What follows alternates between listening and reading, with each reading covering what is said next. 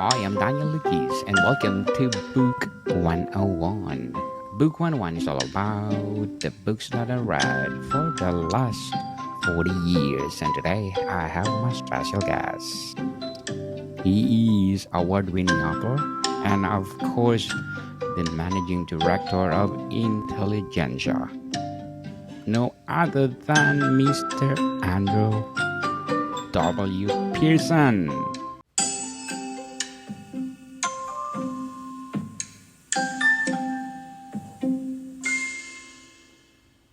Pleasure. Welcome to Book Nice to be 101, here. Mr. Andrew. Thank you. Thank you for And can inviting you me. please introduce yourself? Of course. As was mentioned, my name is Andrew Pearson, and I am the author of The Dead Ship Syndicate. But I was actually born in Pakistan and to American and English parents. Um, and then we lived throughout the Southeast Asia, Thailand, Singapore, and then they ended up sending me to boarding school in England, and then I finished boarding school in America, and then went to live in LA for a couple of decades actually. Went to UCLA there, degree in psychology. It's obviously getting a lot of press right now for all of the news that's coming out about the protests. And then I moved to Macau about 12 years ago, at which time I was running a AI software consulting company that was working with the casinos here. And while in LA, I was actually a screenwriter. I optioned several books and adapted those books. And when I got here, I was like, maybe it's time for me to try my hand at novel writing. And Macau's a very weird place, as I'll explain later on. Very funky, quirky, um, very much an Elmore Leonard kind of place, I like to say. Just, weird, interesting characters that do funny, ridiculous things. And so this idea was based on a lot of things that happened in Macau and a couple of things that happened to me, and just kind of seeing the inner workings of the casinos and how all of the money Inter- gets moved around in odd ways. So I just had to write it or go into therapy. So I chose the former. So but it was a very enjoyable experience. Interesting, Mr. Andrew. So tell us, as a manager or a managing director of AI company, what is your piece about artificial intelligence nowadays? So about maybe about 5 to 7 years ago, I kind of recognized that AI was getting extremely hot. About 3 or 4 years ago, it just the term was everywhere.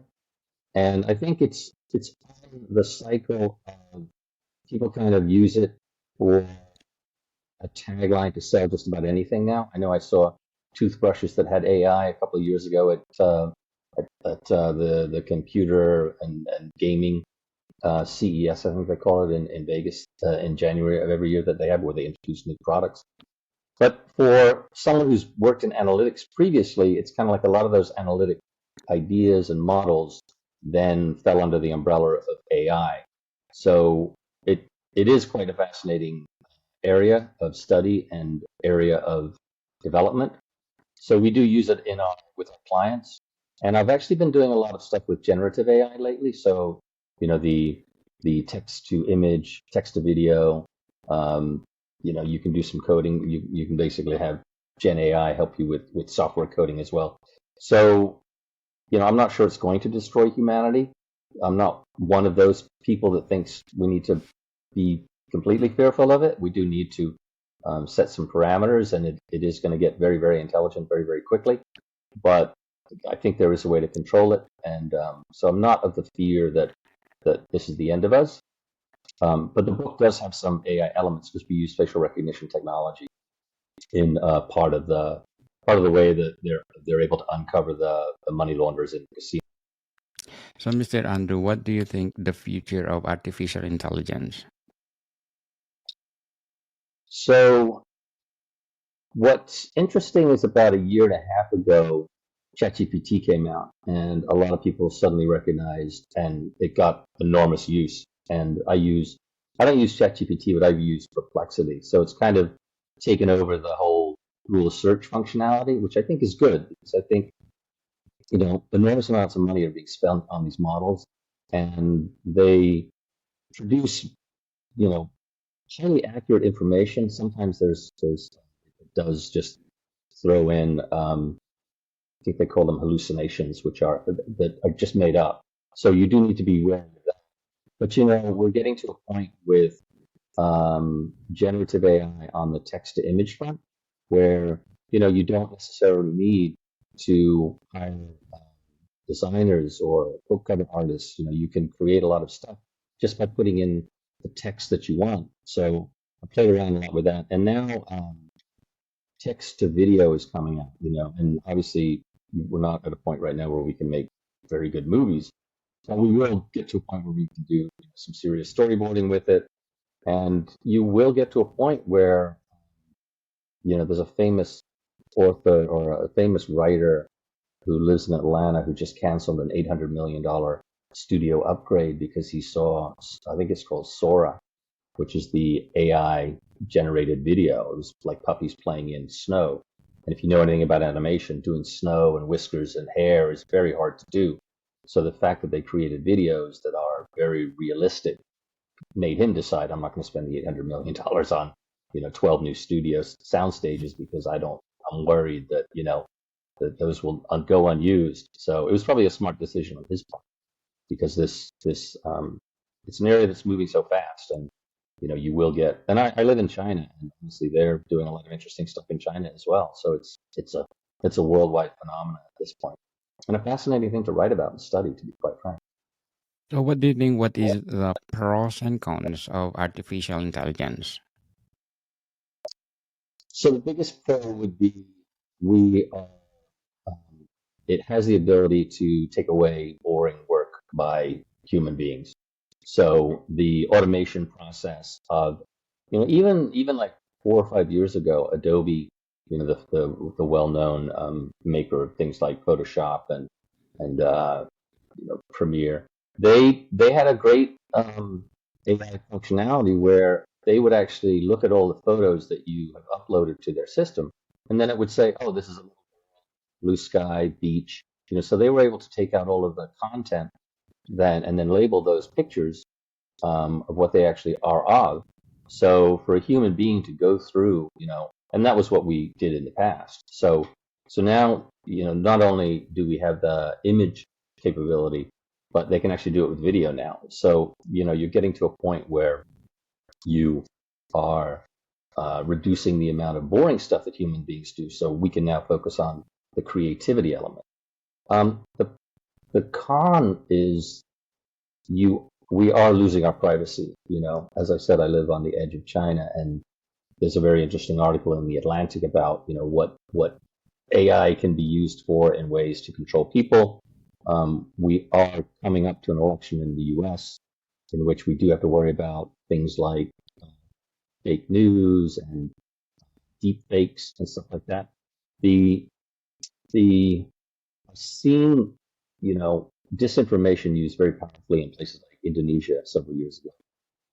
I think Philippines has had a little bit of a their their elections have not been close enough in the past few elections to be problematic. But you can see how someone would be able to uh, push a narrative, and you see a lot of it with with the war in Ukraine and the war in Gaza. There's an enormous amount of both sides pushing propaganda and fake news. So and it's getting to a point where it's very hard to spot whether it is. We've all seen. I'm sure many of your listeners have seen the Tom Cruise, kind of playing around on the golf course, which is just an actor with Tom Cruise's face slapped on it. And we're getting to a point right now where in California, the the state has allowed one piece of legislation that does allow the use of rights of dead people. So now you're having families, obviously, like the Elvis family is an obvious one, but you have a lot of other.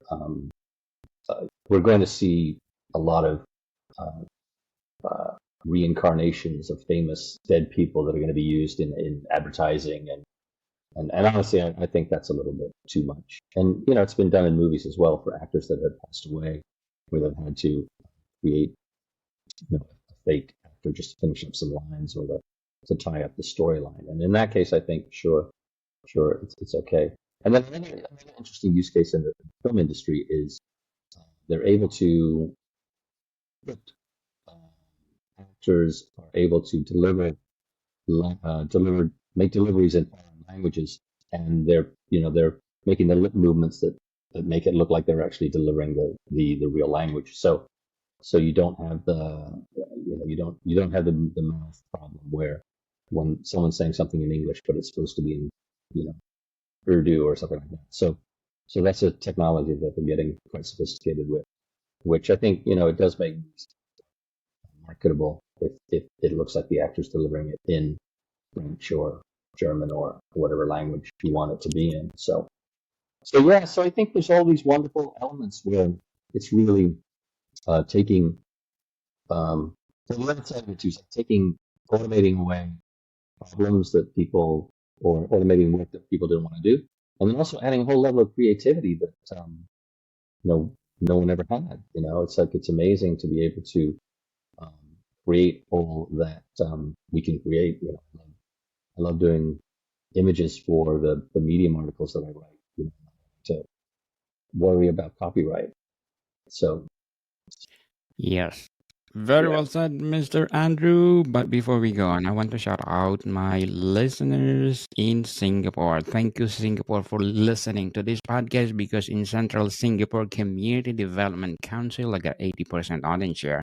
Singapore at 19 and Tampines New Town at 1%. Thank you, Singapore, for supporting this podcast because this podcast is created to empower writers, authors all over the world, like Mr. Andrew W. Pearson. So, Mr. Andrew, let's talk about your latest novel. yeah, Yes, you love it's a Singapore for sure. Singapore. I spent my youth there, so I was there for about 5.5, 6 years, and it was funny because I went back several times since I lived out here, and I was we were members of the Singapore Swimming Club, and I remember the ocean was right next to it, and I went back, and it was just Yeah, condos everywhere. So it was like it's an incredibly successful amazing. place. So yeah, beautiful place. Anyway, back to the novel. Yes. The novel actually is part of a trilogy, and the second book that I'm working on now Mm. is actually set in Singapore and Malaysia. So it's a whole Southeast Asian story um, storyline. So the Dead Chip Syndicate is basically about an American who's a former screenwriter living in LA. So it's very has a lot of my history to it. So it's very much a biography in some senses. So he moves to Macau to work at his twin brother's AI/software company. So once he gets to Macau, he is doing some work for what we call junket operators here. They're people who own rooms within the casinos, which they control basically. The casino provides them with the dealers and all the staffing, but the junket operators are the ones who go into China and get in most cases it's high rolling, valuable VIP players. So they go into China, they invite them to come to Macau. A lot of times they'll give them hotel rooms, sometimes they'll fly them there, because these are usually very wealthy Chinese people. So, and what the Chinese gambler does is he basically goes to the junket operator's office in China, wires them some money, and then once that person gets to Macau, he gets access to that money, and he gets it in what's called a rolling or a dead chip program. So he has to stay there and play with those chips for as long as it works out, So say he has 1 million chips. If he wins money with any of his bets, he gets regular chips, which are chips that then he can deposit with the casino and basically send anywhere he wants to. But he'll get the dead chip back. So it's this case of just basically playing all of the dead chips and then to try to get good chips. And those good chips he can then send anywhere he wants in the world. So it's kind of a way of getting money out of China is what it is. So in the process, what happens is you can get, if you have 1 million chips, you can get credit for 5 million. So there's ways where you can get into a bit of trouble. So what happens is the American gets involved with the Chinese junket operator, who is worried about the fact that he knows where all the dead bodies are buried and where all of the money laundered money has gone. So his whole thing is he's trying to get out of Macau, and he sees the main character's name is Anthony. So he sees Anthony as someone who can, one, help him document his life story. So basically, he's documenting all these crimes. And then second, there's a very interesting story in Macau about a triad member who he was involved when Macau didn't have all these American casinos in, had a very small casino industry. But this man was very fascinated in making a movie about his life, and he ended up making a movie. It's actually called Casino. I think it was available on YouTube a few years ago when I looked. But basically, so my character, whose name is Cheang, also wants a biography about his life, and also wants to basically is interested in the movie business, and interested in basically, he's a kung fu. He's got a fascination with Johnny Cash.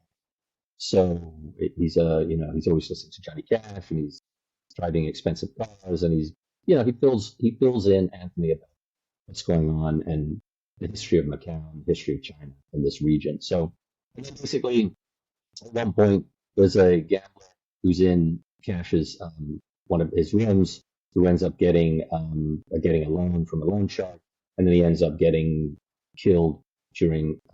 See what happens is with people, you can get loan. You actually get loan sharks here, and what they do is they'll then kidnap you and then beat you up, and then try to get your family to pay your ransom. And there was a case a few years ago where they tried to get the family in somewhere in China to pay the ransom, but they ended up killing the guy, and it was live streamed on WeChat, which is just ridiculously stupid to do. So I took that story, put it in here, and then Cash gets blamed for the murder, and then basically gets arrested. So then he's motivated to figure out how to get out of town. And I won't spoil the rest of it, but basically it's money laundering, some gold, a boat, and then there's a little bit of COVID. COVID does actually come in at the end as well. So, and it's also the story of brothers and twin brothers, and betrayals of twins, and kidneys that need to be donated to save people's lives. So, so it's all. But I will say it was easy to find the when I was writing it. But I was working with some other writers, in a group, and they all love the dialogue. So I think the dialogue's very funny. You have characters that are just kind of existing in a crazy world, and as I said recently, it was nominated as a honorable mention at Los Angeles Book Festival. So I would say it's kind of Elmore Leonard-esque in its humor. Anyone who's read Lawrence Osborne, also it was compared to Lawrence Osborne's work, and which is kind of funny because he did a book set in Macau. There's now actually going to be a movie set in Macau, shooting this summer with Colin Farrell. So, and the director from All Quiet on the Western Front. So, kind of going way different from that kind of movie. But yeah, it's a fun read. I've been writing since I was 11 years old, sending work to my dad when he shipped me off to boarding school, and I would send handwritten pages that he gave to his secretary, and she'd type it up and send it to me, and I'd get it, a month later. But always been, but yeah, and So, Mr. so Andrew, how did you come up with the title of your book? it was. I was thinking maybe what happens in Macau never happened, and then the Wild Wild East. But the Bedship Syndicate was the first one that I came up with, and the publisher liked it, and I think the alliteration is really nice. I think it's syndicate's, I think, an interesting word to use in a thriller, and I wanted to something that people would be like, oh, what is that? So So yeah, I liked it, and it kind of fits nicely. So so yeah, that's how it is a real thing. That's The awesome and interesting. it, yeah, there are things called dead ship programs. So yeah, yeah. So, Mr. Andrew, were there any particular authors or books that influence your writing style for the content of the Dead Ship Syndicate? Yes, as I mentioned earlier, I do like story. I do like some of the TV shows and movies that were adapted of his work. I optioned a book by an author named Steve Lopez, who did a really good book about a bunch of politicians in Philadelphia stealing an election, which was called Elmer Leonard Goes to Philly. And then there's another author I optioned called Lawrence Shames, he's a New York Times bestseller. He does quirky um, stories set in Florida, so I find the tone kind of is that very Florida mystery, kind of quirky humor, Dave Barry kind of stuff that I like so much. I love Oscar Wilde, who's one of my favorites because his dialogue is just fantastic. George Bernard Shaw is another one who is. Shayna Delaney did a very interesting play called A Taste of Honey many years ago, which is another one that I liked a lot. So it's less on the thriller side and more deep, mystery kind of fun writing, I guess. But irreverent would be a big word for me. Yes, our Reverend. Before we go on, I'm inviting you to listen to my other podcast, Food 101, on my fourth season, people. Fourth season with Chef Alessandro, one of the executive chef and one of the five-star hotel in downtown Toronto. So please do listen to our podcast Food 101, and of course our merchandise, people. Merchandise, Food 101 merchandise. If you are looking for any kind of products, we are having all those products that you want, like men's sports warm up hoodie or pet hoodie, jigsaw puzzle, ceramic ornament, or face towel, and a lot more. So please do visit our Food 101 merchandise on Etsy and Shopify. So, Mr. Andrew, who inspired you to write this book? Who inspired me to write this book? Yes, There, sure. the There was Dead Chip Syndicate. right. So when I first moved out here, it was so Cash Chiang is a character who is very much. It's kind of more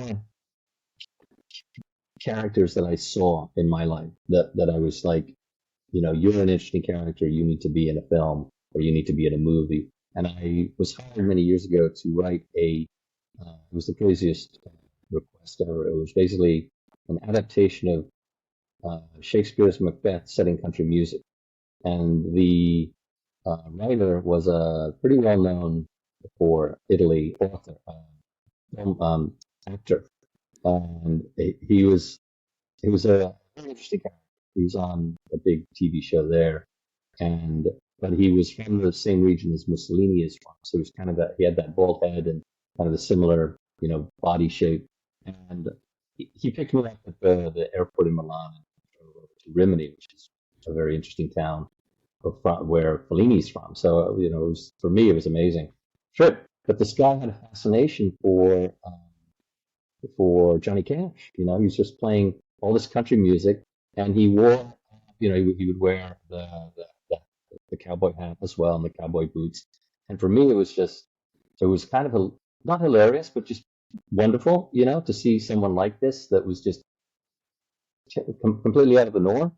Um, and he just left in my mind, and I just said, I have to put him in a movie or in a script or a book somewhere because he's just a wonderful character. So he's one of the main characters. Obviously, the Anthony character is based on me, because I had a career that, not financially successful, but I got a lot of Yes. directors So, attached to Mr. my Andrew, work. what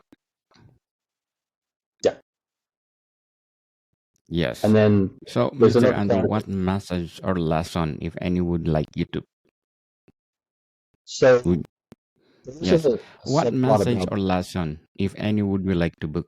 To? Sure, sure. So there's a Go subplot ahead. about there's a subplot about two brothers, and basically one they're twins, and one backstabs the other. So it's a lesson of be careful who you trust. But what happens throughout the project is Cash becomes friends with they kind of become brothers um, from different mothers, obviously. But it's kind of like you can find family anywhere. There is a on the cover you'll see it says you always cheat the ones closest to you, which is a Cantonese saying and a Chinese proverb. So Yes. and it's we do need to be very careful, and we do need to worry. You know, family can be great, but I was watching, I think, a clip from The Crown, and it's like sometimes the ones who will betray you are the closest. So there's that theme in there as well, and I think um, the main character is put up into a situation where he can save or kill his twin because his twin needs a kidney because this man had donated a kidney to his kid. So it's a life and death choice. And then there's another life and death choice where the mother of the person who was killed, the the problem gambler who was killed, she has the chance to save Cash at one point, and she blames him for her son's death. So there's two interesting life and death choices here, and I won't say which way we go, but ultimately, friendship and family is really what you make it, rather than what the world has given you. So those are the things. Simple ones, life and Interesting novel, Mr. Andrew, and you are most welcome to come back and promote the second book and the third book. This is death. will be trilogy, right? Yeah, I'm working on the second one called Quid Pro Crypto, and it's about this is all about writing a screenplay and writing a book, obviously. So then the second one is about the book actually being put into production, and then a day one of the shoot, the director gets kidnapped because he's involved with the Singapore match fixing uh, football match fixing syndicate. He owes money to them, so so it'll have the hijinks and the irreverence and there's also a bit of crypto in this, so I kind of trying to poke fun at that whole crazy world as well. So yeah, and then the third. Interesting novel, Mr. Andrew. And can you, yes. Yeah. So, what kind of readers do you believe will connect most of your book and why? Yeah. So I think anyone who, when we had the book life review, um, Lawrence Osborne was mentioned. Anyone who's interested in like an international mystery thriller, anyone who kind of wants to step into this irreverent world, as I said, Elmore Leonard. Anyone who likes good dialogue and friendly wordplay, that was another thing that the book life. So anyone who likes Aaron Sorkin movies, I think would enjoy this kind of stuff. David Mamet kind of people who like his he drops a lot more f bombs than I do, but there's very fun, intelligent, and clever, I think, wordplay, and there's Mm. this is a very fascinating and fun world. So step on in and learn a thing or two and be entertained. Yes, people, let's support Mr. Andrew Pearson. Let's read the Dead Sheep Syndicate. So, Andrew, can you please invite our listeners to support your book? Sure, sure. So please check it out. It's on Amazon.com, and the reviews have been quite good. As I said, it has it's 1 for 1 in the competition so far, so that's good. Yeah, but please and connect with me too. I love getting I write articles on Medium, so I love the back and forth that we get with the readers as well. So we would love your feedback And hope Yes. you enjoy this world that I've created. Yes, looking forward for the book 2, book 3, Mr. Andrew. And you are most welcome to come back, as I said, to promote those 2 books Great. Well, coming. thank you for having me. So, Mr. Andrew, thank you for your time. And Modicon people, see you soon.